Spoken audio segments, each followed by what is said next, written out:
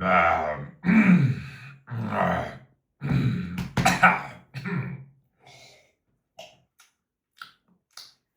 some good. That's some good herbal tea right there. So, boys and girls. I've been trying to explain this for a while. I'm not sure what it's gonna take to get through people's heads, but two plus two equals four. It equals four.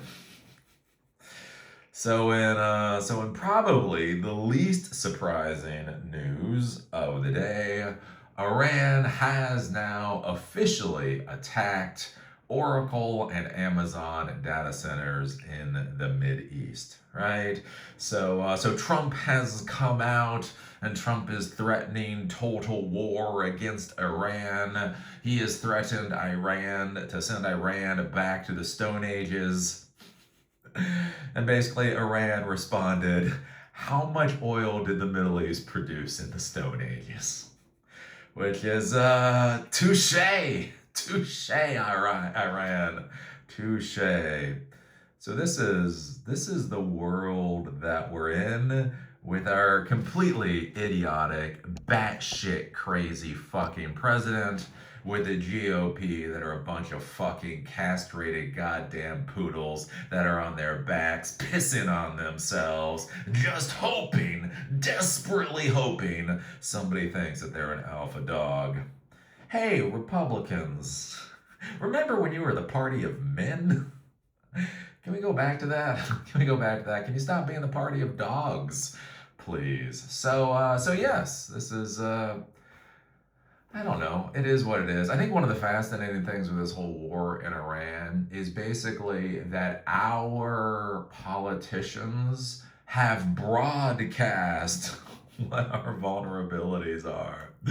Our politicians are standing on the tops of the rooftops, right, with bullhorns, screaming about how we are vulnerable in very specific ways, right? So talking about this with natural gas, talking about this with oil, gas prices, all these kinds of things, basically has said to the world how vulnerable we are. And there's this weird idea that we're going to scream about how vulnerable we are, and then Iran is just going to do nothing, right? They're going to sit there and take the bombing, which again is kind of bizarre out of the Trump administration, right? We bomb the ever-loving shit out of that country, and then if they counterattack, Trump seems to get very frustrated and is like, don't you understand that we won?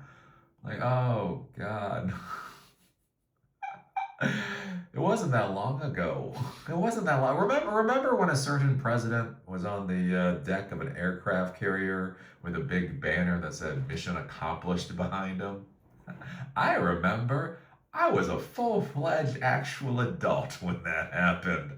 Holy bejesus. So anyways, what's kind of curious with this whole war right now is that, we're bombing the ever-loving crap out of Iran. Nobody argues that. But Iran still has a lot of military capabilities, and so they are attacking the points where we're vulnerable, right? So oil prices, we're vulnerable, computer technology, we're vulnerable. There's a lot of places that we're vulnerable, and we don't have good ways of protecting these systems. Again, as I talk about, I started off in the military, I got my degree in criminal justice, was very interested in terrorism stuff and all that back in the day. And one of the interesting things is with so much infrastructure, there is this real question of how do you target harden, right? So military bases, those types of places are considered hard targets. You have soldiers and you have security and you have, bomb-proof buildings and all that kind of thing. But all of that costs a lot of money. Like when I was in the army, the room where I went to work, right? At one point, they had to cut a hole in the wall. So anyways, they needed to expand where we were. So they had to cut a hole in the wall. Our wall apparently was so hardened it took them like a week just to cut a damn door in the wall. Think about what that means. Think about how much shit is in that wall to make it that hard just to cut a goddamn door through. And then that's the thing, is that kind of thing gets to be very, very expensive. And so when you're looking at things like civilian infrastructure, they are not built to those standards because it's expensive and they don't really have they don't really want to think about it, right?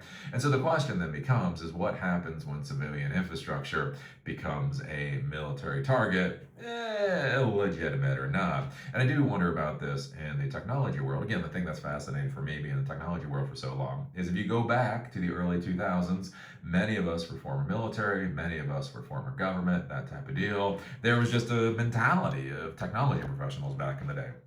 You look at 2026 and that's just not the case. That's just not the case, right? I mean, again, I remember, when I was at the company when the September 11th attacks happened. I mean, literally, ex-soldiers sitting there going, literally debating whether or not they should re-enlist, that type of thing when September 11th happened. And again, you take a look at a lot of technology companies nowadays, and that's just not the company culture in a lot of these technologies. Good or bad. I'm just saying, right? And so what becomes interesting is what happens when our technology companies become targets, actual targets for the regimes that we're trying to take down. So Trump, everybody has come out and basically stated that our future is predicated upon artificial intelligence. Our future is predicated upon technological dominance of the world. And the thing is, the foundations of that technological dominance, are basically built with toilet paper rolls. So anyways, we take a look at this. Again, this is coming from the Jerusalem Post. I don't think there's a lot of propaganda here. I'm not sure how you put much propaganda in here. IRGC claims to have attacked a Dubai Oracle data center, U.S. fighter jets at Jordan's Al Azra base. Again, not really worried about that. But the IRGC attacked Oracle's data center in Dubai on Thursday, according to state media. Dubai's media office, however, denied the claim later that day. I think this is going to be an interesting thing. Do remember, all sides do propaganda. One of my concerns right now is that I do believe the American side, and I do believe the non-Iranian side in the Middle East is doing a lot of propaganda. They are papering over a lot of shit. And so when they deny that the attack happened, is it that they deny that the attack didn't happen, or do they not want to admit that the attack happened? If we take a look, earlier on Thursday, the IRGC attacked an Amazon cloud computing center in Bahrain in retaliation for attacks on Iran, according to reports by the Iranian Students News Agency. And so, yes, so that's 2 attacks basically in one day, one against an Oracle data center, one against an Amazon data center. And the thing to be thinking about this is, again, are they not legitimate targets? So one of the things that's been discussed a lot is, Anthropic. There's been this whole argument between Anthropic and the Department of War about how Anthropic's model should be used. But the important thing to understand there is that it's a very, very narrow argument that they're arguing over. Again, basically autonomous weapons and mass surveillance of Americans. That's all Anthropic is arguing about. Anthropic has been used in military operations in Venezuela. Anthropic has been used basically for the military operations in Iran, right? Anthropic, as far as we can tell, is directly responsible for deaths of Iranians. So, if Amazon invests in Anthropic and provides resources for Anthropic, if all these other technology companies invest in Anthropic and provide resources for Anthropic, if these are the systems that are leading to death and damage in a war, how are they not legitimate targets for something like a counterattack? And the curious thing, again, for a lot of the technology professionals out there, are they even thinking about this? Again, one of the fascinating things I find dealing with a lot of the young technology professionals, especially when they talk about cyber stuff, is they're like, Eli, we're already at war, right? They won't shut up about this shit. Past fucking decade, every fucking snot-nosed fucking 21-year-old brat will sit there and beat me about how we're actually at war. And it's like, well, if that's the case, are you able to run, I don't know, 2 miles? How have you been at the range? Have you been going to the range every week to make sure you can get a nice bullet grouping, shot grouping, or whatever? You know, what does your go bag look like? What does your 72-hour kit look like? What? It's like, because that's the weird thing, right? We have all these people nowadays, like they're focused on this idea of war, but it's this call of duty war, right? It's this thing that happens on the screen. It's not people actually dying. It's not the death, the destruction, the complete and utter chaos and fucking insanity of war. It's this weird thing that just is like this mental story they have in their head. And so it does become interesting to think about this with so many of these technology companies is what are their procedures for dealing with an actual war scenario, right? I've talked about this before with counterintelligence, right? I've talked with so many startup founders. I've talked with so many real or CEOs for real technology companies. And I bring up the idea of counterintelligence and they look at me like I'm a fucking idiot all the time. It's like, it'll be one thing and they're like, I'm sorry, Eli, that's need to know. Like if they literally looked at me and went, oh, that's an interesting question, Eli. I am not at liberty to discuss our counterintelligence, whatever system that we have. You'd be like, okay, fair enough. I mean, they might be lying. They might be pulling shit out of their ass. They might be obfuscating high hell and back. But at least they know that counterintelligence is important. And at least they know they shouldn't be talking about the shit to random motherfuckers who go to YouTube. But the funny thing is, again, we talk about counterintelligence. And there's this thing, like fucking CEOs' eyes glaze the fuck over when you talk, and you're like, I don't understand. Intelligence agents have literally been arrested and thrown in prison in the United States. Again, Saudi intelligence agents infiltrated Twitter. There's been a whole bunch of other cases you can go. But for some reason, they don't think about that. And again, the interesting thing now is, people, we're at war. Like, we're at war. And what is your technology company doing to put itself on an actual war footing? Do the employees of your company know what to do in a sniper situation? Right? Because that's the thing. If you actually deal with terrorism or any of that, again, oh my God, numbers, math gets ugly so fucking quick. But anyways, right? If you have somebody that's up in a high position and they have a sniper rifle, and you have a whole group of people that are on the ground, basically the idea of taking whatever fucking cover that you can get. Right? Again, it was interesting. I was doing like one training, and they were talking about that, like hiding behind a fucking curb. That's when you know you have a bad day. That's when you know your day is just, it's just probably not going to get any better. But yeah, they're discussing that because, again, like when you look at the actual line of sight, so even if somebody's up on a high position and you got line of sight, and so a fucking curb, dude. A curb's like that. So the idea is you get your fucking body up to that curb, because at least it takes that much of your body out of a potential target. Like, oh Jesus fucking Christ. Anyways, again, like if you're with Amazon, think about this. If you're with Amazon right now, if you're with Microsoft, if you're with Google, what would you do in a sniper situation? What would you do if your premises was attacked by a fire team? Again, you think about this like with again, they like to go after the gay people. But anyway, again, imagine if the Muslims didn't go after the gay people. Imagine if they went after your data center or your facility or whatever. Again, imagine if you have 2 to 3 people with AR-15s that walk into your building and possibly have a couple of grenades or the equivalent. What would your company do? What is the response? Right?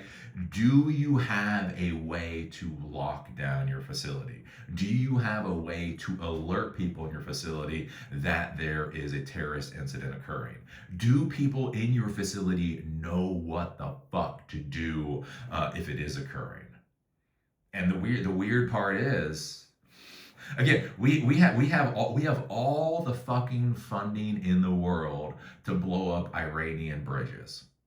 We have zero fucking funding on actually training our own civilians on how to deal with these particular situations. So, anyways, I'm not sure this is foreshadowing anymore. Before it was foreshadowing. Remember a couple of years ago when I was like, hey, this is a bad idea.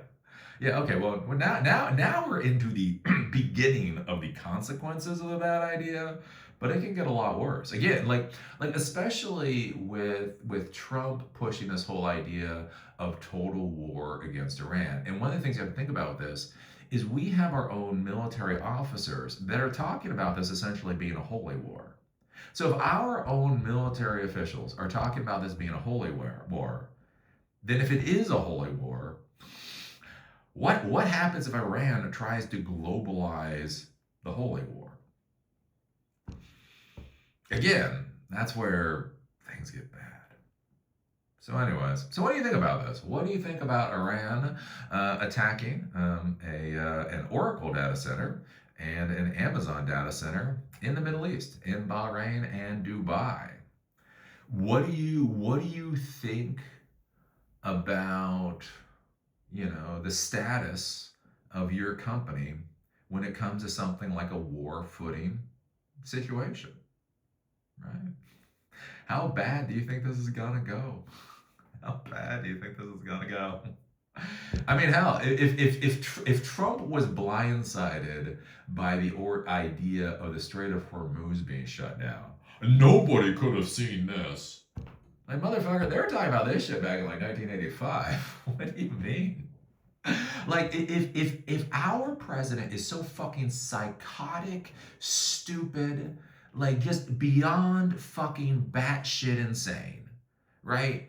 That he couldn't foresee the shutting down of the Strait of Hormuz. Does he have any concept of how much worse this could get?